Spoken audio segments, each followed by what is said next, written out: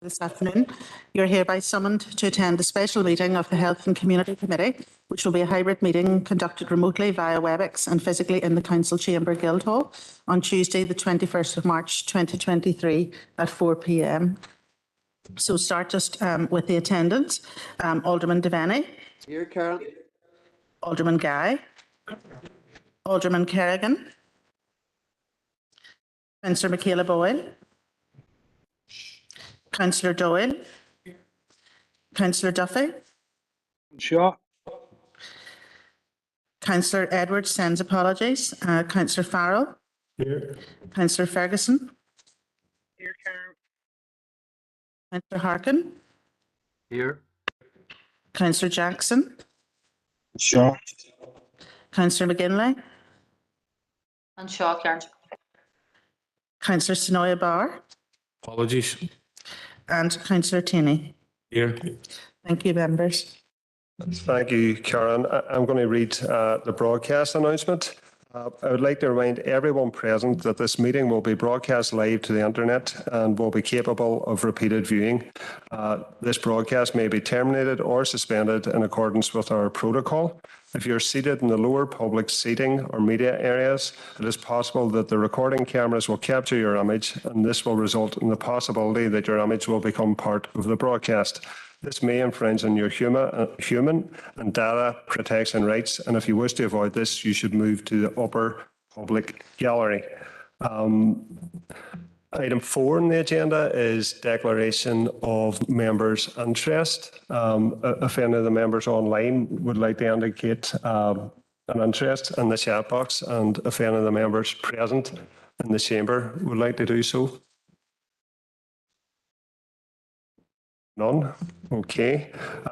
Item 5, Chairperson's business. Chairperson's business is that I have no business. So item 6 is that we're here today to make a determination on the application for the renewal of a entertainment's licence for Rosie Joe's Limited, who are a business at 24 to 31 Waterloo Street, Derry. I've been informed that as we speak, there are negotiations going on between the two legal teams, and I'm going to suggest a brief recess to allow those discussions to complete.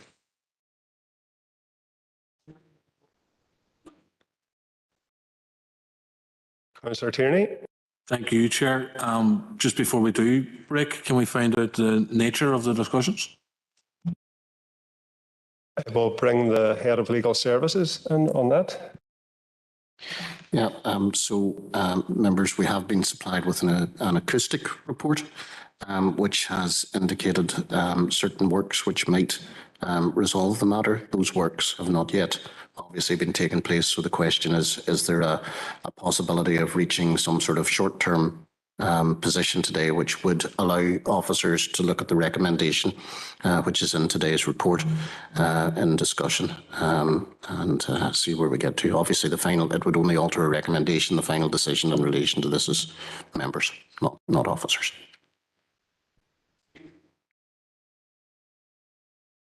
So I assume everybody's happy to go on to a very brief recess.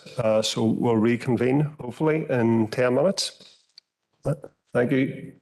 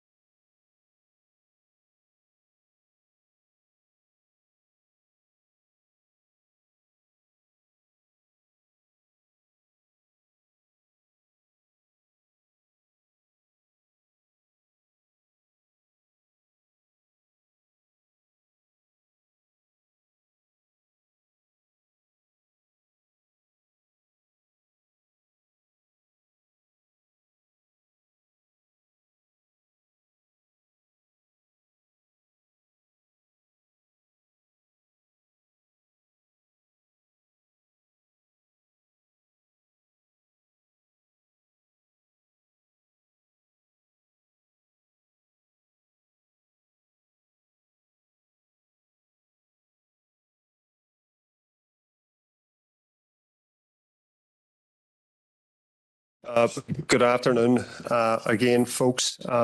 We've had a brief recess and we're back in open business again. So as previously advised, this is a meeting to determine the application for the renewal of the entertainment's licence for Rosie Joes. And here today, we've got a number of parties that wish to be heard. On behalf of the applicant, who is Ms. Shona Stewart, there will be representations from, a number or one of the following people: Mr. James McCarran, who's a director at Rosie Joes, Ms. Emma McBride, who's a solicitor at Hampson Harvey, and Mr. Alan Stewart, who's King's Counsel. We also have Martin Granger, who's an acoustic consultant, who I understand is online. So those are the applicants. In terms of the objector, we have one objector. That's the Environmental Health Department within Derry City and Strabane District Council. And presenting the objection is Mr. Paul McSwiggan, the Principal Environmental Health Officer. It should be noted that the Northern Ireland Fire and Rescue Service and the PSNI were consulted in relation to this licence application.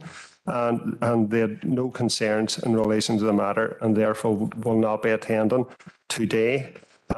So I'm going to give each party the opportunity to make their case, either for or against this licence application.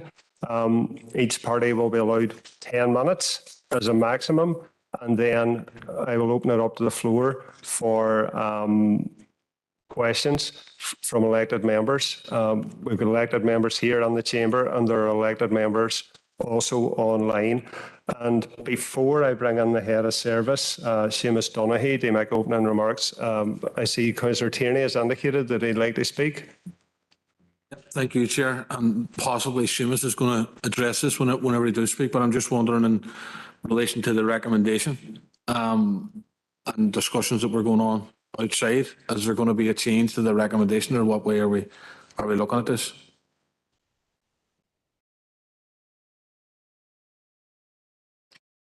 Yeah, so maybe just when I had used the terms change to the recommendation earlier, but as you'll see, the recommendation is you have a number of options that are available to you.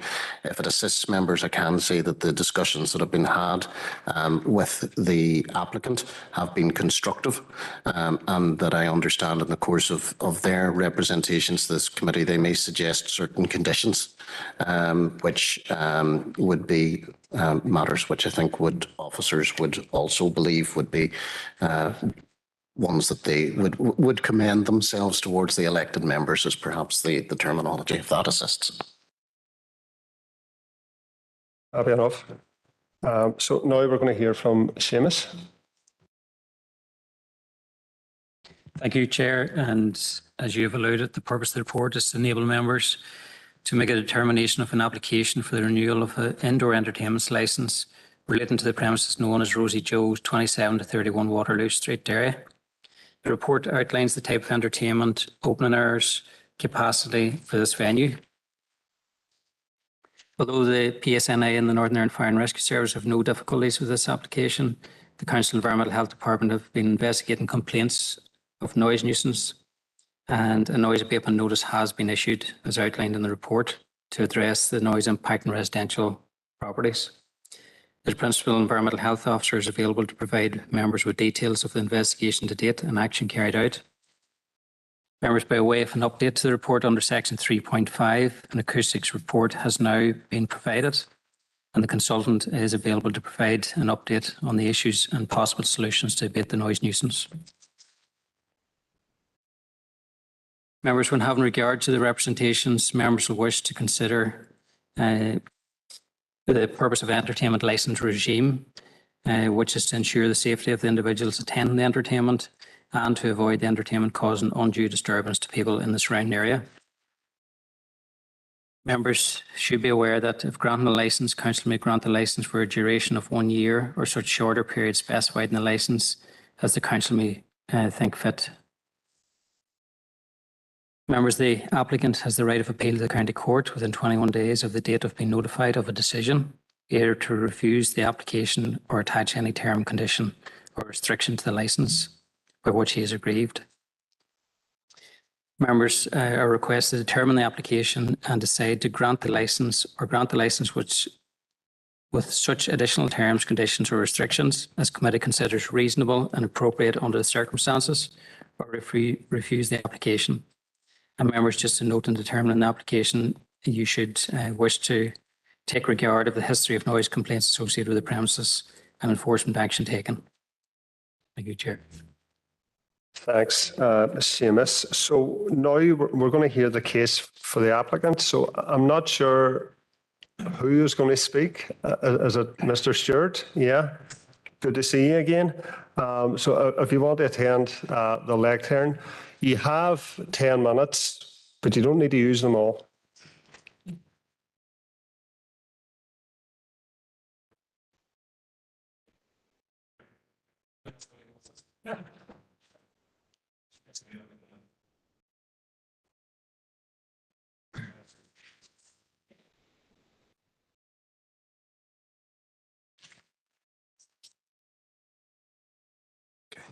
Thank you very much. Good afternoon, Chair, members. Can I just check that everybody can see and hear me okay? And good afternoon to those who joined us online. Thank you for the opportunity to present the application on behalf of the applicant. No relation, I should say, between Ms. Stewart and myself at all, just entirely coincidental. And Mr. McCarran, who's present here today, is also a director of the applicant company, and it's an application for the renewal of an entertainment's licence for premises known as Rosie Joe's and situated at 27 to 31 Waterloo Street. Members will obviously be familiar with the street and they're probably also familiar with the premises themselves.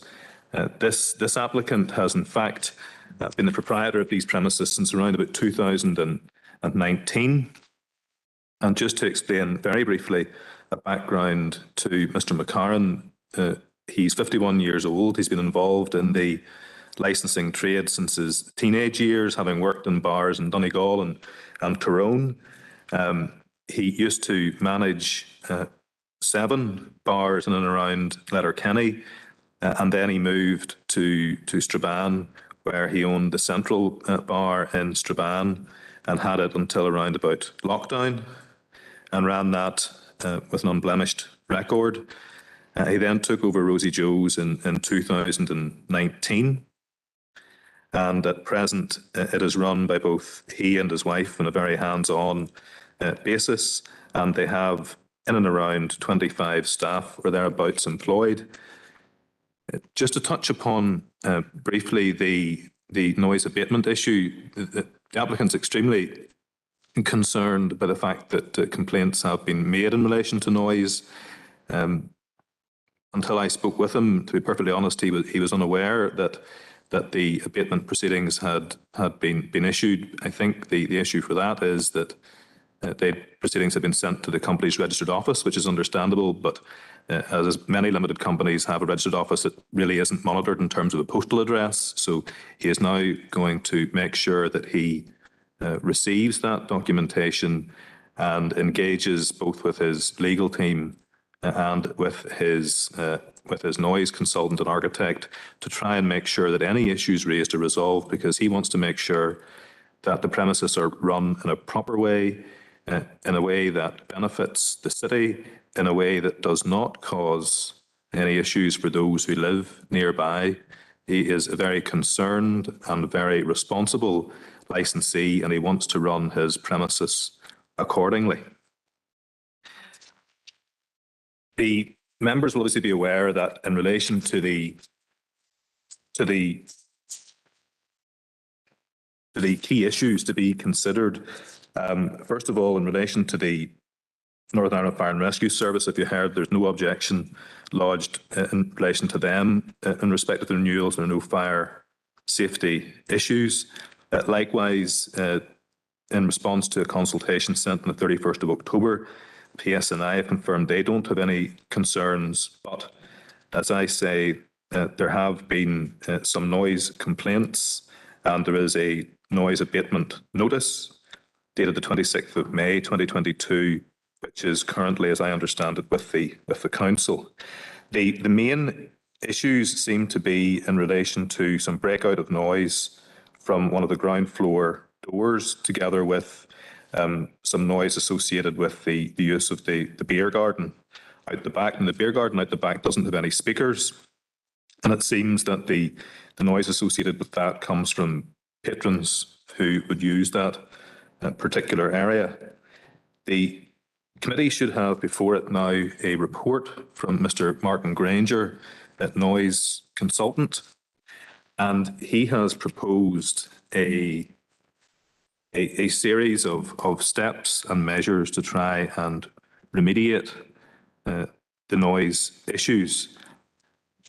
And in particular, he has proposed that some structural works or some building works would be carried out to the doors on the upper emergency doors on the ground floor to try and prevent the breakout of noise.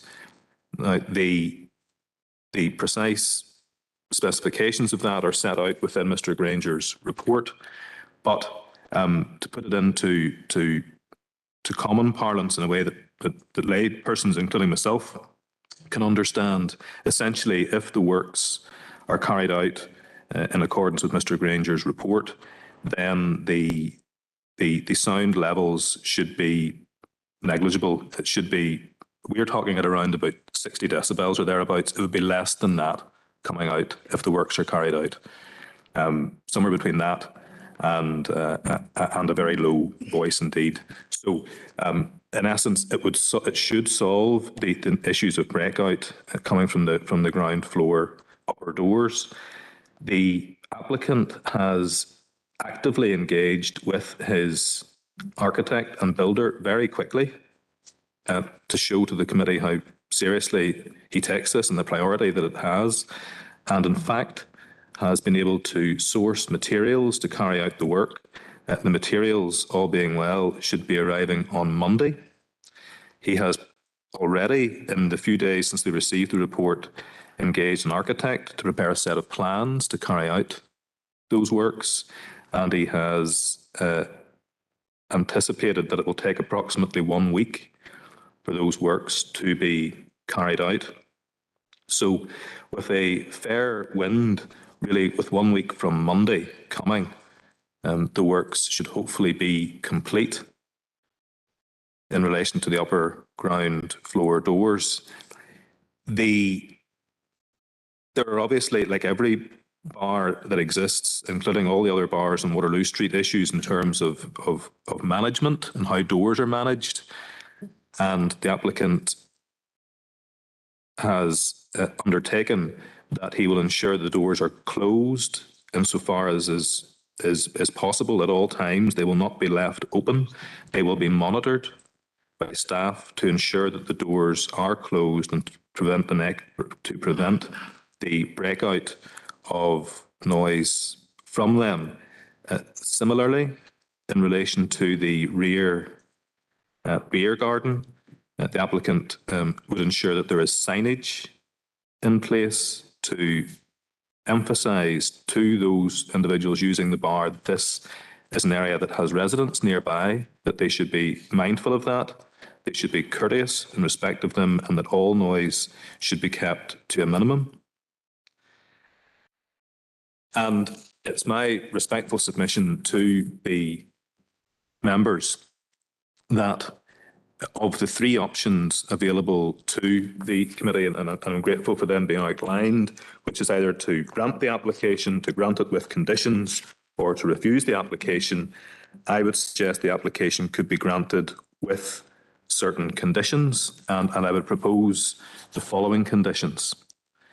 That, number one, the application could be granted for a limited period of time, first of all, a short period of months to allow for the works to be carried out, that during that period of time, on a Monday through to Thursday, and also on a Sunday, there would be no additional hours opening no late licence hours opening. In other words, the bar and all associated entertainment would end on the non-late licensed hours on a Monday, Tuesday, Wednesday, Thursday and Sunday evening. And that on Fridays, Saturdays and on public holidays during this period of time that the licence would be allowed to operate as normal. And of course, there would be monitoring by the department throughout that period of time. And if it is shown that the works have been conducted in accordance with the proposals, and if it is shown that that has had an effective consequence of limiting the noise and reducing any reasonable complaints, well, then the proposal would be that at the end of whatever shorter period of time the committee deemed reasonable, the applicant could then bring an application effectively for a full grant of the entertainment licence for the normal period of 1 year. So, in summary, members, my proposal would be that the application could be granted for a shorter period with conditions in place, as I've outlined, in order to allow the works to be carried out, in order to allow monitoring to be done, and then to allow the committee to consider a full application at the end of that period. Mr. Granger has set out within his report some of the more technical details of the proposal, but I hope I've summarised those in a way that is perhaps more easily understood. But Mr. Granger, I know, is on the link, and I'm sure would be able to assist the committee with any questions that they may have. Unless I could assist the committee with anything further at this stage, that'd be my application to place before the committee.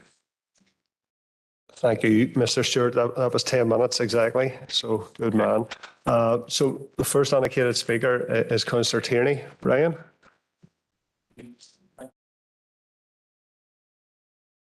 Thank you, Chair, and thanks to Mr. Stewart for taking us through that. I certainly found it extremely useful. I do have a few questions. Some may be directed towards Mr. Stewart and others may be directed towards officers, if that's okay. And it's just from some things that I've picked up from what Mr. Stewart was taking us through. First of all, I think it's very clear to see from Mr. Stewart's submission that the applicant certainly has a strong track record within the trade, given the fact the long number of years and the many different premises that he has either managed, worked on or owned. And I think that's something that we should take into consideration. When Mr. Stewart was speaking, however, he did make us aware that the applicant was unaware that proceedings had begun against him. And I think, and apologies if I've got this date wrong, but I think you mentioned something around the 26th of May last year, when the first notice was served. I do appreciate that it had gone to a company address, but I would be keen to find out from Mr. Stewart or from officers, how often did we try to communicate with the applicant? Was it one letter on the May last year and that was it? Or was there several letters thereafter? Because that does give me some considerable, I suppose, alarm if we are trying to communicate with the applicant and it's going to an address which we're being told or being led to understand that mail, pardon me, that mail isn't being monitored closely, then that's something I also think that we need to take into consideration. Mr. Stewart also talked about the beer garden issue and what that may be and the reasons for it, and knowing, granted it's been quite a while since I've been on that premises, but knowing the premises in my mind's eye, I can almost picture the beer garden, and I'm wondering from officers if the concerns that have been raised around the beer garden are historic, or if they have just cropped up, because I would imagine that they're historic. And, you know, when people are, unfortunately or fortunately for them, in that type of setting, they do tend to get that little bit louder. And I can't imagine that this has just begun overnight. So I would like to know if that issue around the beer garden has been historic. Mr. Stewart also talked about 60 decibels of sound coming out of the doors. And I was slightly confused, so it might be my fault on this, but I just want to know, is that before the work, or will that be what you expect it to be after the work has been carried out? And then, Chair, when outlining his proposal, Mr. Stewart's proposal around the conditions, he suggested that the licence may be granted for a shorter period of months to allow the work to be carried out, and then obviously any further testing and that needed to be carried out. But I was also again slightly confused because when he was speaking, Mr. Stewart outlined that the work, or I certainly picked it up, that the work would be carried out by a week on Monday. So why would we be doing a few short months to allow for the work to be carried out if it's going to be carried out this time 2 weeks? I just don't understand why we would do that. And I would imagine that if we're being told here that the work will be carried out in 2 weeks' time, that the committee might wish to trust that that's what the case is going to be, unless it reverts us back to the 60 decibels and that question that I've already asked. But those are just some of the questions that I have at this stage, Chair. Thank you, and thanks again to Mr. Stewart. Thank you, Councillor Tierney. Do any other members in the chamber wish to comment? Councillor Doyle? Thanks, Chair, and apologies that my back's to you, unfortunately, but the mics and everything else are configured that way. A couple of general questions, and some of these are for officers, I think. Maybe Paul, you could clarify for me in the report under 3.18. Late night noise from the premises has been monitored. The council's community safety wardens witnessed it, and the neighbourhoods team determined that the noise abatement notice had been breached on 2 separate occasions. So what I'm after is, one, in terms of the actual noise abatement notice, did that mean, for example, that in the lower floor of the premises there should be no noise at all? And can we get details of the detail of what those breaches were? The other aspects of it in terms of for the applicant, I've just had a very, very quick look, literally just on my phone, just now with regards to the noise abatement notice that was served, dated the 26th of May 2022. And I note that the registered address that is currently in place on Company's House for Rosie Does Limited is Kelly & Co Accountants, which is the accountants for the company. And I find it difficult to understand why an accountant on behalf of a company wouldn't pass postage on. It was dated almost a year ago. But I note here on the financial statements for 2020 that actually it states that the business address is actually in Waterloo Street. So obviously if we've issued that in 2022 and the business address is registered here at Company's House in terms of accounts on 2020, there's obviously some discrepancy in terms of where the address is and where the post went to. Now, it's been breached twice in terms of the noise abatement notice. In terms of the report refers to the council taking legal action. I wouldn't mind someone outlining exactly what that is in pursuance of and what is the current status with that. I have to say, and in conversations, as someone who is regularly on the street, in Waterloo Street at least once a week, I was quite surprised that the PSNI didn't object, because I've personally witnessed a number of times, and I would say a disproportionate number of times, Chair, that the PSNI have attended around the premises with blue lights on a regular number of times. I've seen it myself, and I actually spoken to officers to see if there was anything I could do to help at the time. So there's a range of things here that, for me, the breaching of the notice, the difficulty with having obtained the notice, and the discrepancy with the addresses as to when that notice was actually physically seen by the applicants.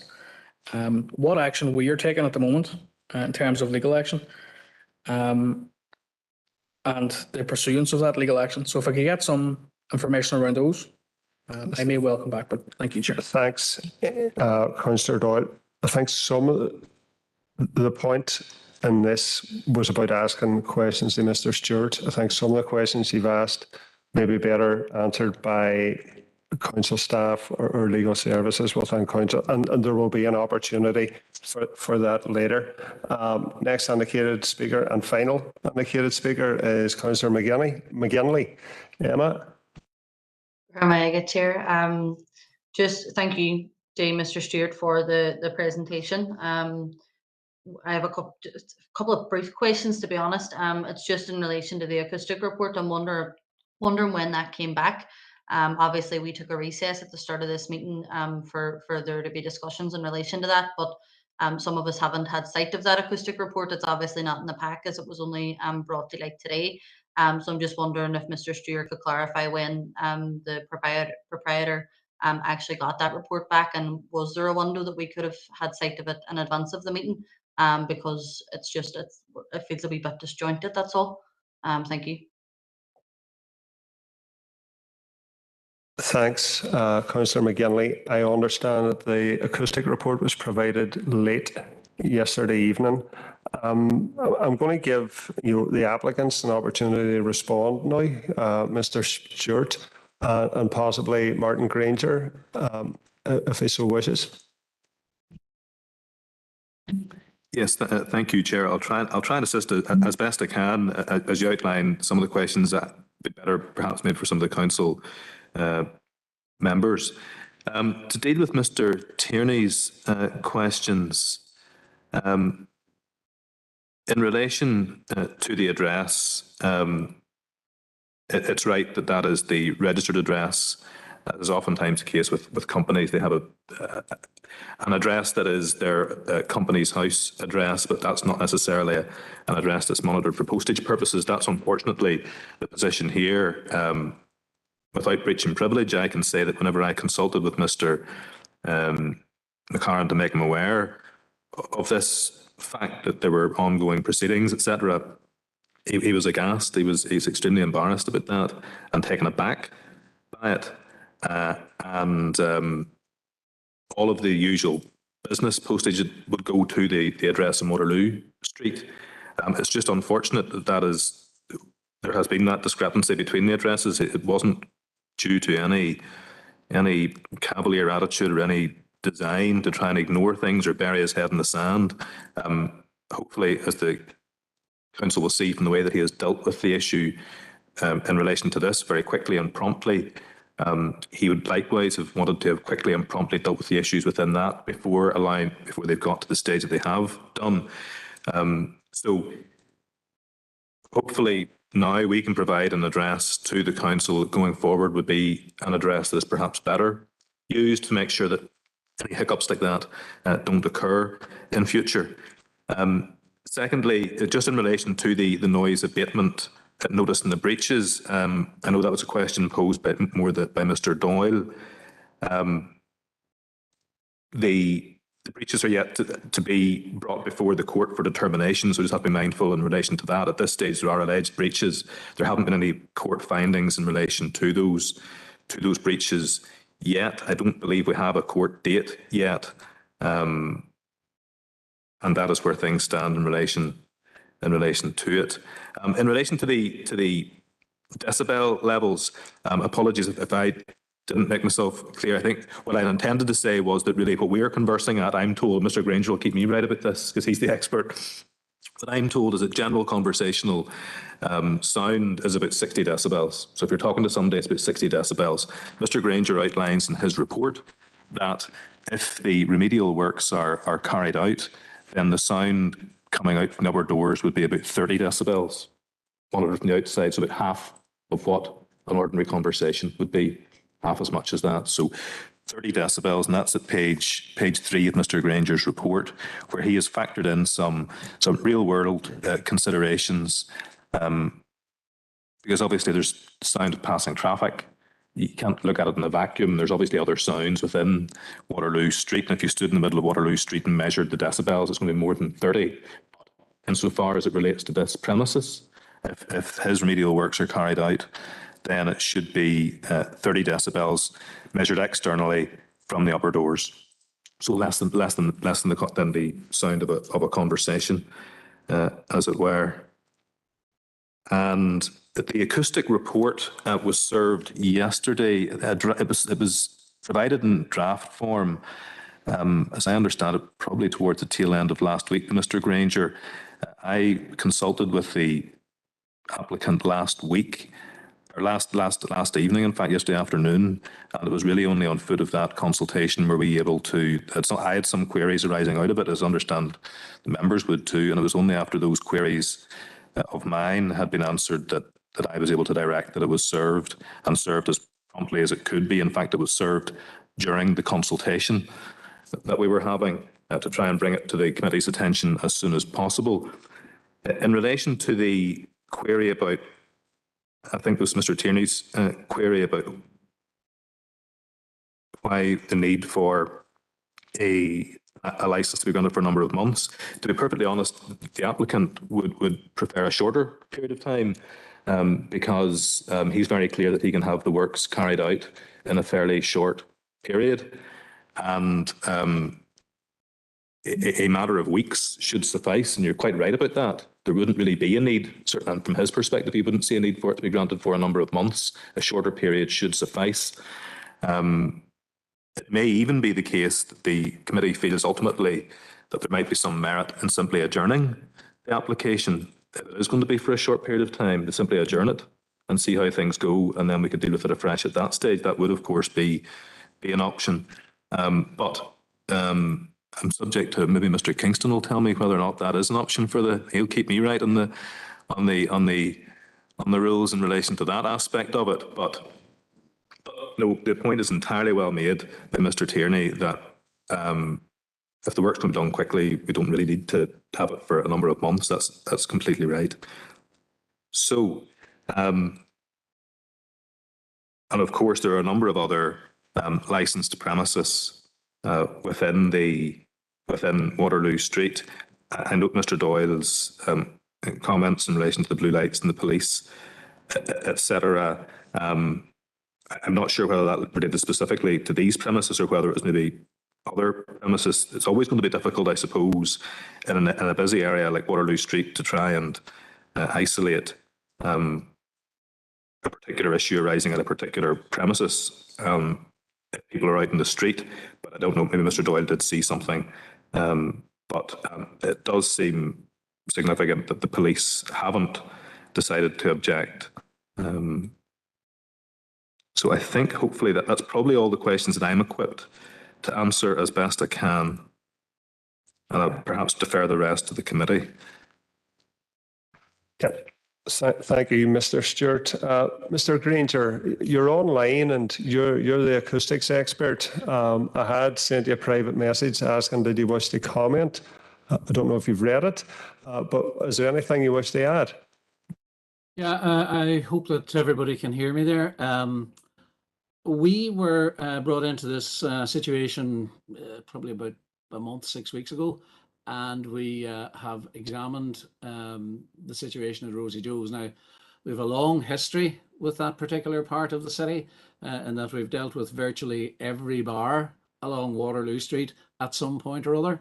And we go back all the way to when Rosie Joe's was known as Bound for Boston, through the Granny Annie years, and now Rosie Joe's. So we have good familiarity with the situation there. I did let both Mark McChrystal and Paul McSwiggan know on the 14th of March that we had a report prepared and that report was being taken to the architects just to have it checked out in respect of the fire regulations, building control regulations, to ensure that what I was suggesting by way of a lobby was going to meet those conditions as well. And then, as Mr. Stewart says, we got the thing together. We had a meeting and the report was released to Mr. Stewart and the solicitors.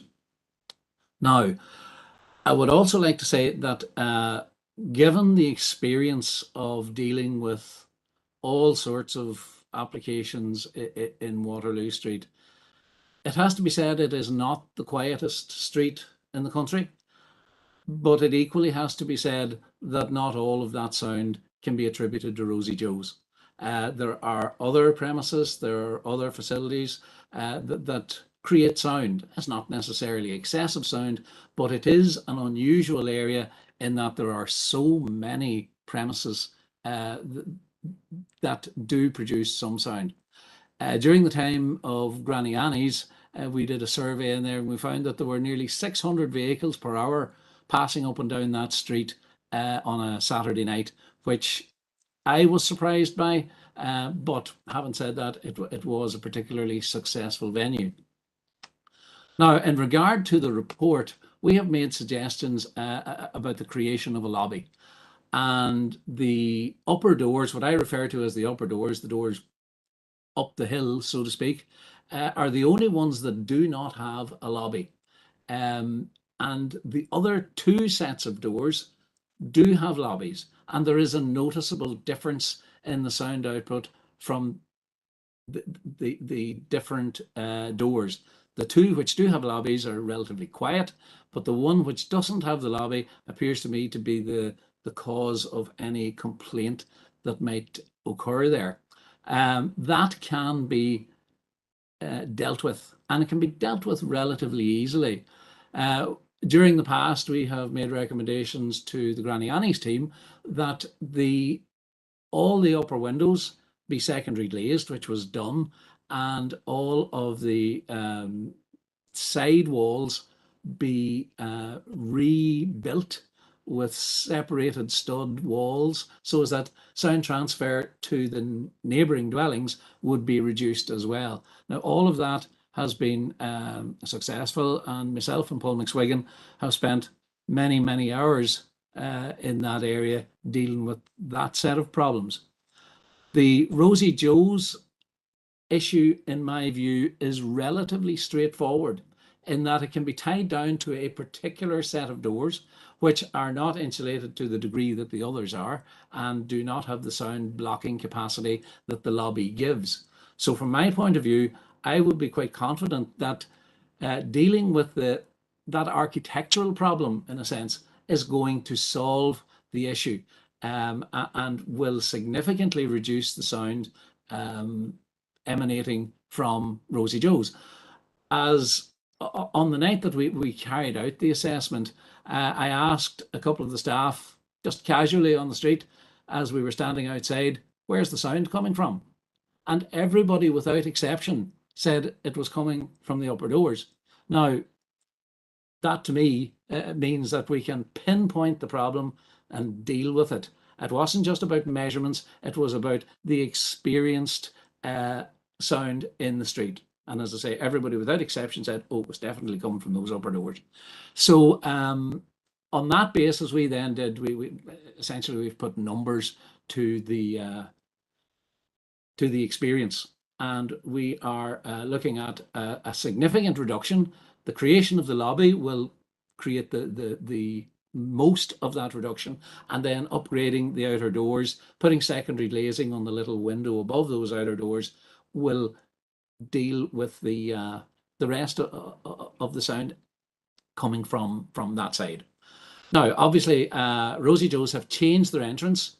The old entrance used to be the middle set of doors, but that has now changed and actually takes the sound that can egress further down the street so that the particular dwellings directly opposite are less affected by that, simply due to separation distance and an increase in separation distance.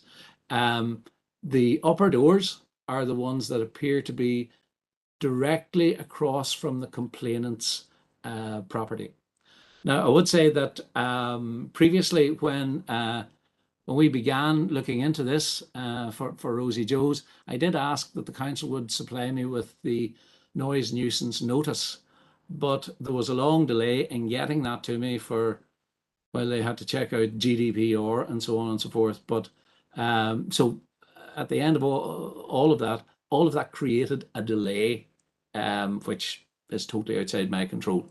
Eventually, we did get a copy of the noise notice via Mark McChrystal, and we were happy to get that. And as I say, we also informed him on the 14th and Paul McSwiggan that this report had been done and that they could expect it and that it would go about resolving the issues. I think at this stage, if anybody has any questions that they specifically want to ask me, then I'm happy to hear those questions and to answer them. Thank you very much, Mr. Granger. I don't see anybody indicating in the chamber or online, so I would assume that that's adequately covered. I'm now going to bring in Mr. Paul McSwiggan from Derry City and Strabane District Council regarding the objections relating to this licence application. Paul? Apologies, members, I can't be in the chamber with you just for different reasons. I'll try and stick to the 10 minutes as best I can for you and maybe clarify a couple of points that elected members have raised there. So can everybody hear me okay, first of all? Yeah? Yep. Good. Yeah. So just some preliminary background information. I suppose most members will know where Rosie Joe is located in Waterloo Street in the city centre. Waterloo Street being mainly commercial with a number of licensed premises located along it. As members may well know, at weekends the street is a main focus for the evening economy with a number of entertainment venues operating late at night and into the early morning. There are a number of residential properties located along its length and consist mainly of flats or apartments above existing commercial property. There are a number of terraced residential properties located in High Street and Harvey Street, which run on down to Chamberlain Street. And obviously at the top of Waterloo Street, we've got Fawn Street, another residential area. So Environmental Health Service received a number of complaints from 2 different residents of Waterloo Street in relation to noise from Rosie Joe's.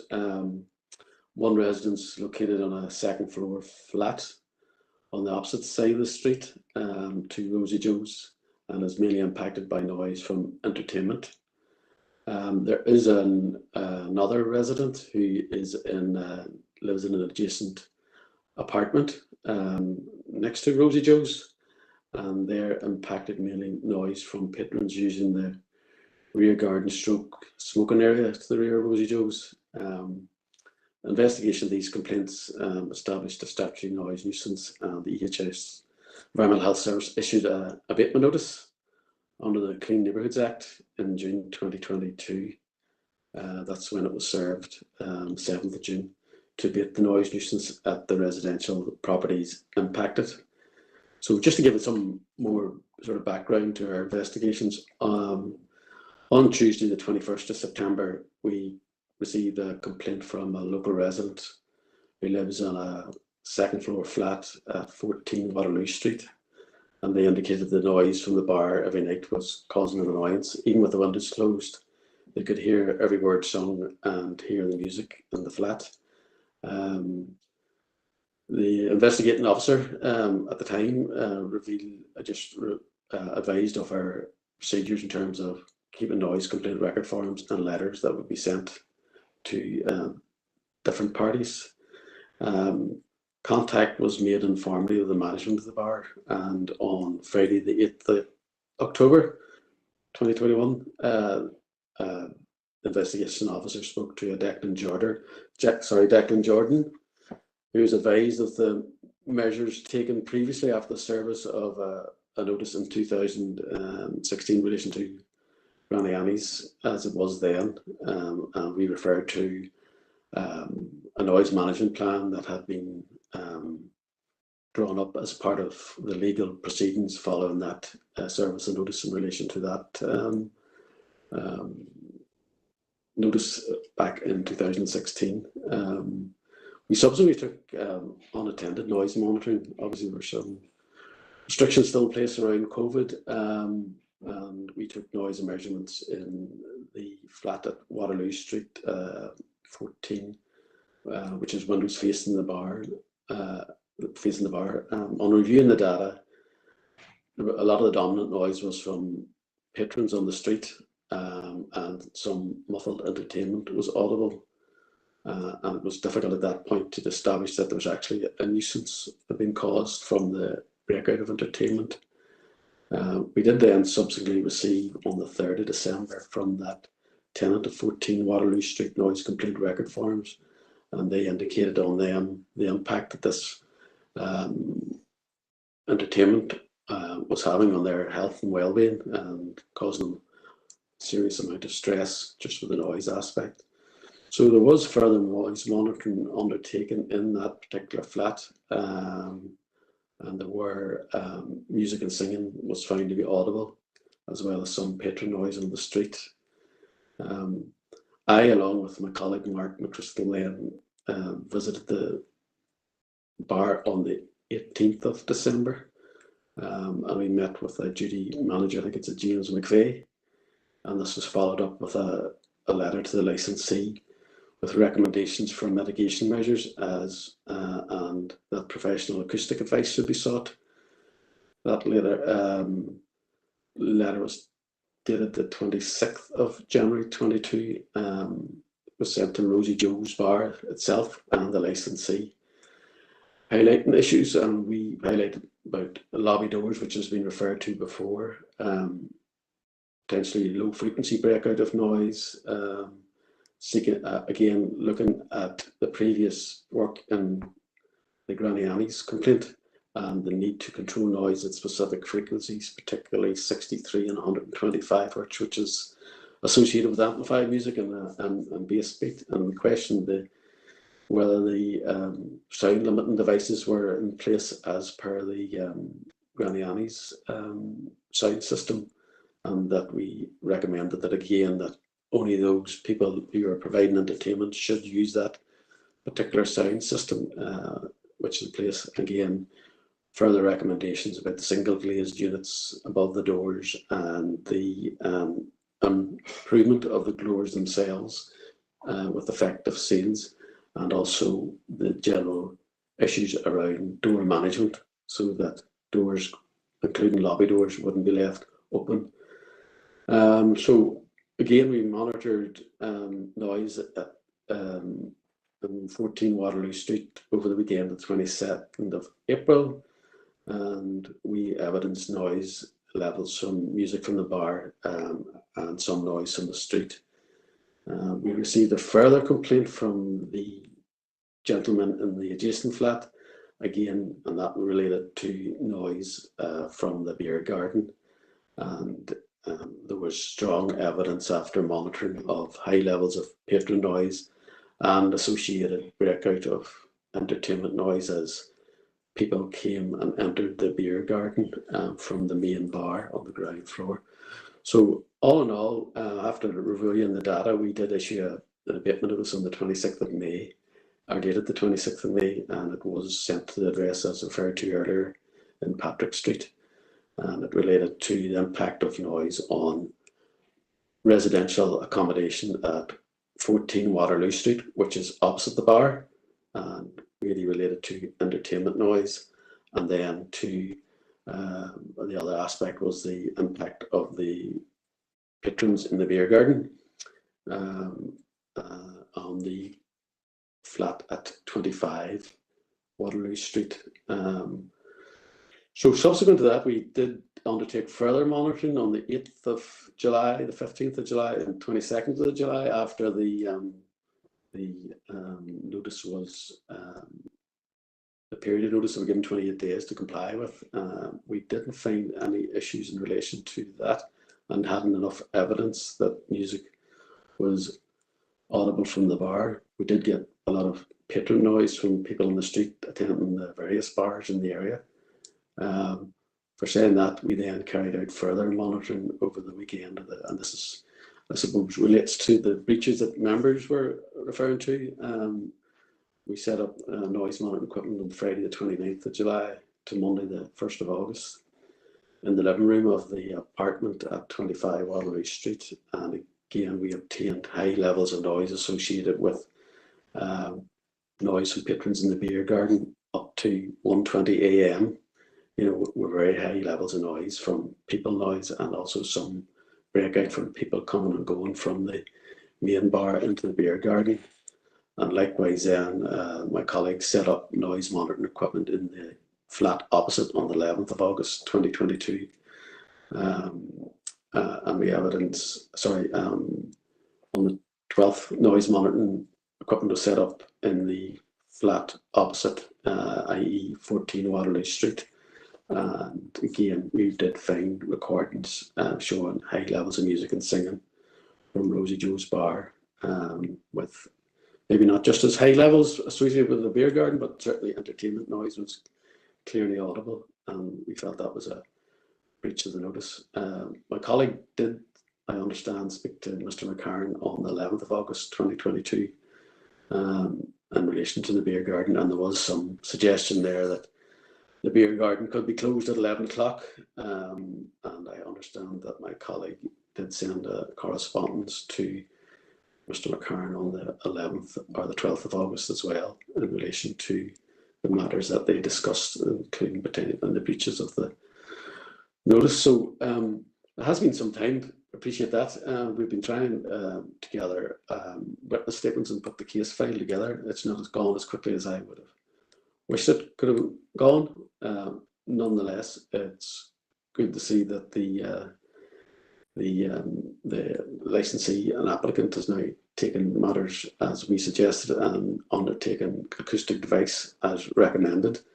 I know decibel levels are very hard to understand for elected members, but again, we did at the Granny Annie's time did suggest another noise rating level and within the properties, and obviously Mr. Granger's report does refer to what's called an NR rated level, which tries to deal with the low frequency element of noise, which is sometimes breakout.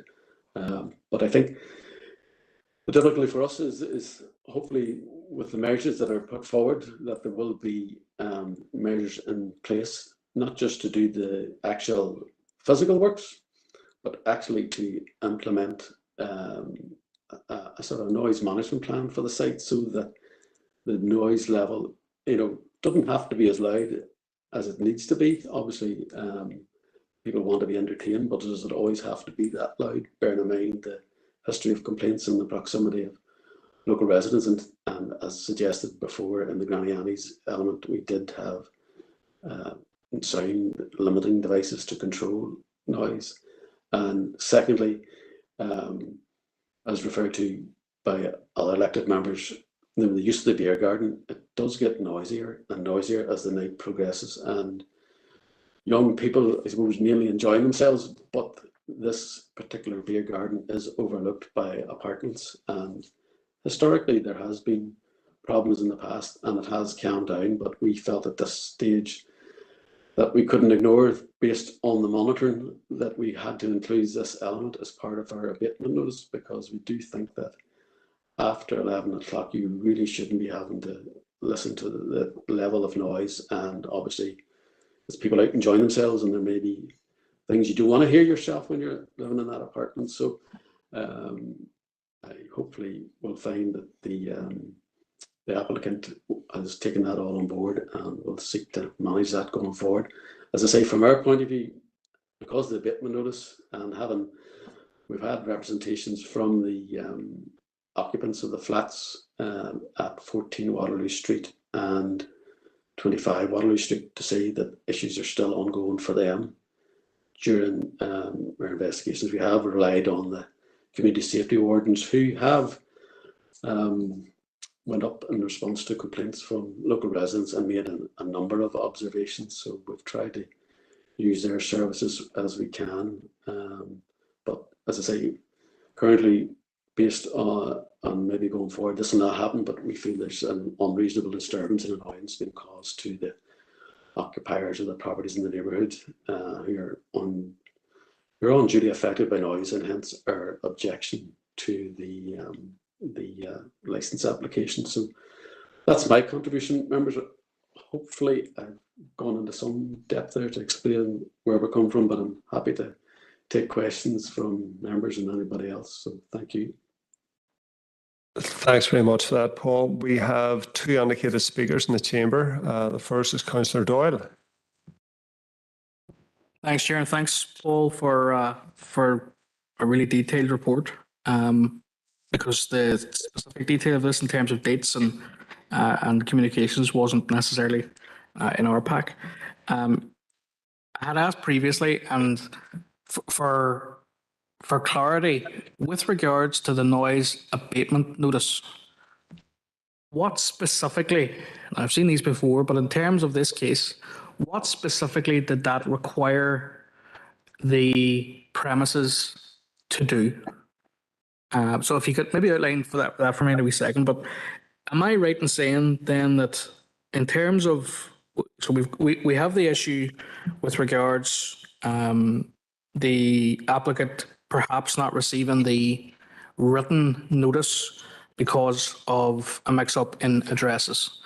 But from my notes here, on 3 separate occasions, you or a member of the team from council spoke specifically to members of staff in the premises. Was it at any time outlined to them? Obviously, a note here. One was, I think, in early October of last year.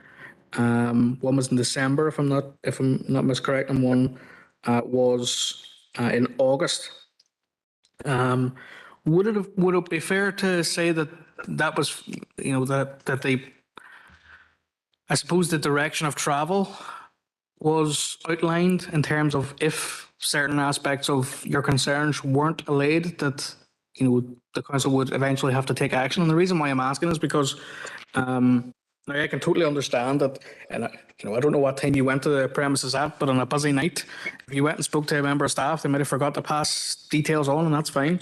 But you mentioned that, and again, correct me if I'm wrong with the date, on the 11th of August 2022, you spoke to Mr. McCarron, and the next day, someone spoke to him, and on the next day, correspondence was issued.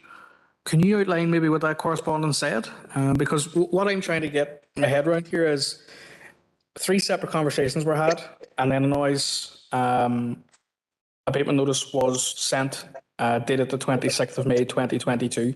So, you know, if that wasn't received, which is what's being contended, but you spoke to to Mr. McCarron a number, 2 months effectively after that notice had been sent, would it have been clear to him at that point that a notice had been issued? Because I think that's, for me, that's central to what I'm trying to get my head around in terms of, we have residents who have raised concerns. I have no doubt from what we've heard today that the applicant is planning to put measures in place. But at that time, for that period, given that discussion that you had in August, would the applicant have known that a noise abatement notice was issued? Thanks. Yeah. I'll let Paul respond to that before I bring in Councillor Tierney. Yeah, no, thanks for your question, Councillor Doyle. I say it wasn't myself directly, it was one of my colleagues who was taking the lead in the investigation, has indicated that he had spoke to the proprietor on the Thursday, the 11th of August, and as part of that conversation, there was a discussion, as I think I said in my presentation there, about the use of the beer garden prior to trying to restrict its use after 11. And also then I understand that conversation also referred to the abatement notice dated the 26th of May, and that was certainly mentioned in the correspondence as well, that that was served, and again re-identifying that they take acoustic advice and reiterated the previous correspondence that we had sent back in January as well. So hopefully that provides some clarification. There certainly was no conversations at night time, and it was during the day visit. The only visit I was to the premises was back in January, and my other colleague had a couple of phone calls, I think, with different duty managers over the time, including Mr. McCarran in August. Thank you.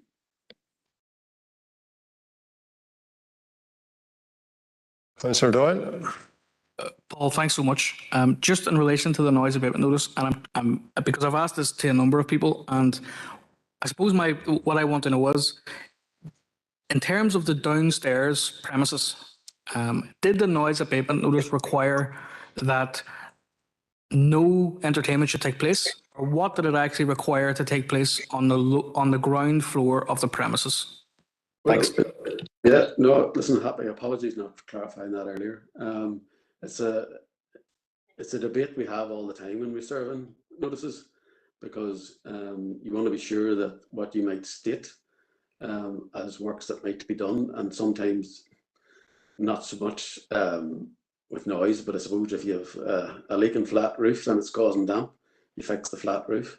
But with some elements, like in relation to noise, there are different variety of measures that could be taken. And the first thing you would always think of is turn the noise down. Do you know what I mean? So there are different elements. So we tend to leave the works in general terms, in that measures be taken as reasonably practicable to abate the nuisance. So it is very much in general terms. So it puts the emphasis, I suppose, on the person receiving the notice to take whatever measures to abate the nuisance. So there's nothing very specific in relation to the notice itself in terms of what measures have to be taken. And you've heard today from the acoustic consultant Martin Granger what measures he feels that they can take as a premises to abate the nuisance and the impacts, particularly on the flats across the way at 14 Waterloo Street. So hopefully, sorry enough for clarifying that earlier. Thank you, Paul. Next indicated speakers, Councillor Tierney. Brian. Thank you, Chair. Thanks very much, Paul, for a very detailed update. I've taken out of your report at least 10 key dates where either contact was made or attempted to be made with the management at Rosie Joe's, or where investigations were being carried out. A lot of them where we're talking about sound levels being carried out. Almost all of them obviously picked up sound from the street. And on at least two occasions, the noise on the street was higher than the noise coming from the premises. I think it's important to note that regardless of whether we grant this licence or not, there will still be noise on Waterloo Street this weekend and probably every other weekend thereafter. And with the best will in the world, the management at any of those premises can't really manage that or be expected to manage that. One of the questions I asked from my first speaking opportunity was around the number of times that we have tried to communicate with the company. We were almost led to believe that a letter was sent to the wrong address at Patrick Street, and that was it. But I can see that on the 8th of October, a member of the team spoke to Declan on the 18th of December, to James, and then on the 11th of August 2022 spoke with Mr. McCarron himself, I understand. I think from Mr. Stewart's opportunity when he had to speak, he outlined plan, and from Mr. Gardner, outlined plans that the company have to try and address these issues. Paul, I just wonder, in your experience, do you think that these suggested plans, because we still, and I know Councillor McGinley asked this, we still haven't seen the report, the acoustic report. So in your experience, do you think that that goes far enough to try and address these issues? I do note that when you were speaking, you touched on a similar point with Mr. Gardner, around Granger, sorry, around the single glazed glass above a set of doors. So in your opinion, does this go far enough? Also, Paul, in a lot of your investigations, you talked about noise coming from the beer garden, and a lot of that being entertainment noise. And I can imagine, correct me if I'm wrong, that that's when someone's opening the door and coming from the main bar under the smoking garden or the beer garden. Now that would only be for maybe a split second as someone passes through a doorway. But if 100 people on an evening are entering that smoking garden, then that's 100 times that that person has to listen to that level of noise. In your opinion, I suppose this time, from the acoustics report and from the suggested works that Mr. Stewart and Mr. Granger outlined, is there anything that they're missing there in relation to the beer garden and trying to condense that noise? Obviously, the DJ can't turn down the music every time someone wants to go out under the smoking garden, but is there something that we can put in place to try and reduce the level of noise every time that door opens, in your opinion? Thanks very much. Thanks, Councillor Tierney. Do you want to respond, Paul? Yeah, no, just to confirm that, I suppose, just to clarify, the date of the meeting was the 18th of January 2022 when myself and my colleague went down and visited the duty manager down there, and was followed up by correspondence subsequent to that. In my opinion, will the work succeed? I think it's acknowledged by everyone that Waterloo Street's very busy on a Friday and a Saturday night, and also obviously the issues depending on what entertainment's going on and what premises. A lot of these venues may continue on during the week when it's quieter, and people have a certain degree of toleration for weekend music and entertainment because of where they know where they live to a certain extent. But still, you have to try and protect it at a reasonable level at that time.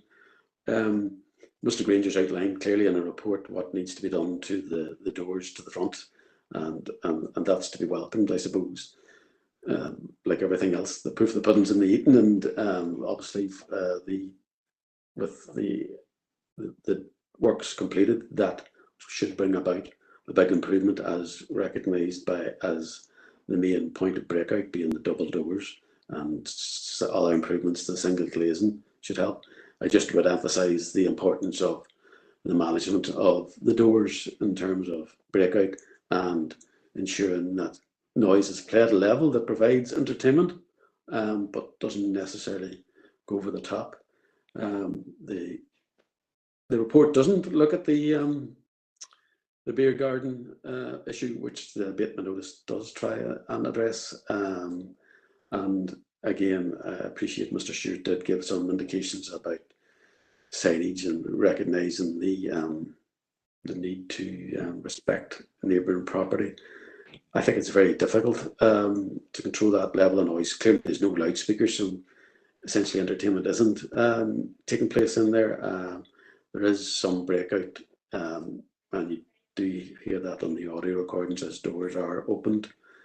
but the main noise from the beer garden is people noise. And again, whether it's for this committee in terms of the issue around entertainment, but there shouldn't be sort of, I suppose, boisterous sort of noise that people should be overly exposed to from that type. And I know people would have to go outside, but there's still a lot of people in that area anyway. But for the resident of that flat, I think one of the main controls would have to be looking at a time restriction on it based on the experience to date. Now, whether the applicant is open to that discussion, I don't know.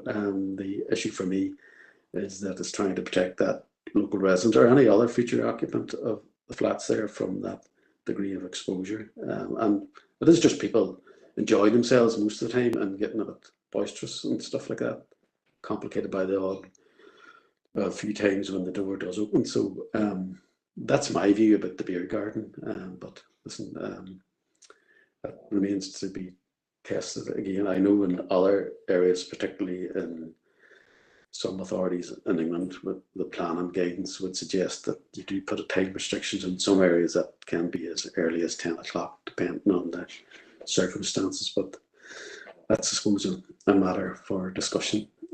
So hopefully that's provided some clarification. Councillor Tierney, thank you for your question. Thank you, Paul. And Councillor Tierney, you have one further comment? Yeah, thank you, Chair. Just quickly, and just as Paul was speaking, something had come to me there. I was going to ask originally if that was to be a condition of granting the licence, that we put a condition on that the beer garden would close early. Paul, what time would you suggest? But then again, would you not also, I suppose, accept that if people are going to use that beer garden for a particular reason, i.e. to have a cigarette, that if that closes, for argument's sake, at 11 o'clock on a Saturday night, Friday and Saturday night, would they not then transpire out onto the front of the street and again congregate there and possibly add to the already high levels of volume that are out on the street at that particular time? So maybe closing the beer garden early is adding to the difficulty that the resident at 14 Waterloo Street may have. And I suppose it's about a chicken and egg, really. You'll not know until you try it, but they're going to go somewhere for a smoke. That's the point I'm trying to make. Thank you. No, I appreciate that difficulty, and it's how you manage the doors from that point of view, as people go in and out, and potential for noise breakout as doors open and close. The purpose of a lobby really is to ensure that as one door is opened, the other one is closed, so you don't get the noise breakout, and that needs to be carefully managed. All I would say to you is, in terms of the noise levels themselves for that particular flat and associated with the beer garden, they are extremely high, and it would be of some benefit to the occupant of that apartment stroke flat that they didn't have to listen to such high levels of noise from very close by neighbours beer garden. So I appreciate the difficulties, chicken and eggs, I can understand that, but it's my best thought on how you can abate the nuisance associated with the beer garden activity. But again, I know that Mark had a conversation with the manager some time back in August about a possible 11 o'clock closure of that beer garden. So that's for discussion. Thank you. Thanks for that, Paul. We've been at this for an hour now. I think we've had a full and frank discussion about this. I'm going to invite Mr. Stewart to make any closing remarks that he may have, specifically from anything that was raised since he last spoke. Yes, thank you, Chair. All of these things are a balancing exercise. I know that the committee members will be attuned to the residents and also attuned to the businesses, and trying to balance the right of those people who live there to do so peaceably and enjoyably, but also with the real world considerations that there are a number of businesses who are big employers for whom entertainment is a huge part of their business, and without the ability to have entertainment, particularly on certain nights, certain times, then it really would have an impact on the feasibility of their business and knock-on consequences on staff. And everything's a balancing exercise, obviously. And the applicant is willing to listen to whatever suggestions are put forward. He is minded about the issue in relation to time restrictions on the beer garden. The very point made by Mr. Tierney was made to me by the applicant that people will want to go for a cigarette, and if they're not going out the back, they'll go out the front. And it's maybe just moving the problem as opposed to solving it. I think there are some real world things that could be done to try and manage the noise from the beer garden as part of an overall noise management plan. For example, it could be the case that there is a member of staff permanently positioned at certain times, for example, after 11 o'clock on nights in which there's live entertainment, to be positioned there to try and limit the noise, so there will be a member of staff, there could be a member of staff there to try and make sure that it's not just signs that people have, there's somebody actually actively managing that. And I think that's absolutely key. Mr. Granger outlined that you can do certain structural works, but then there's some management issues. Mr. McSwiggan rightly outlined that as well. There are management issues, management in terms of making sure doors are closed. That's one aspect of the management, and that applies both to the front doors and also to the beer garden doors. But also management in terms of staff there to monitor, to supervise areas. So there are ways that can be dealt with and managed as part of a noise management plan. And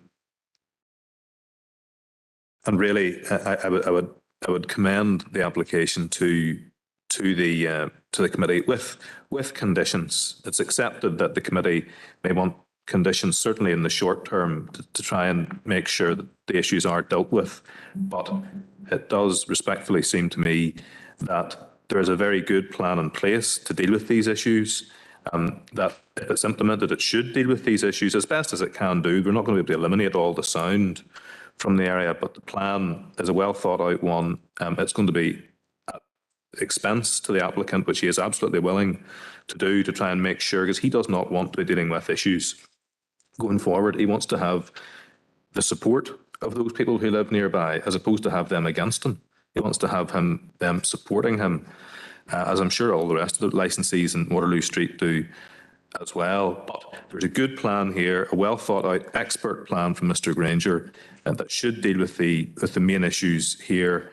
And if given a little bit of time, short period of time for that to be done, then hopefully everybody will be satisfied with that, both those who live and work and enjoy hospitality within the area. Thank you very much for that, Mr. Stewart. That concludes the open section of this meeting. What we as members need to do is discuss this, come to a decision in light of the proposal that Mr. Stewart has made on behalf of the applicants. What I'm going to do now is that I'm not being ignorant, but the people in the public gallery are going to have to leave here on a temporary basis until we have that confidential discussion. Unfortunately, we have some members online who aren't members of this committee, and because this is a licensing decision, only members who are actually members of the H&C committee can remain online. So Paul Jackson is going to set up a separate room where you will be given tea and biscuits, etc. And then you can come back for the conclusion of this meeting. So enjoy your time in that room.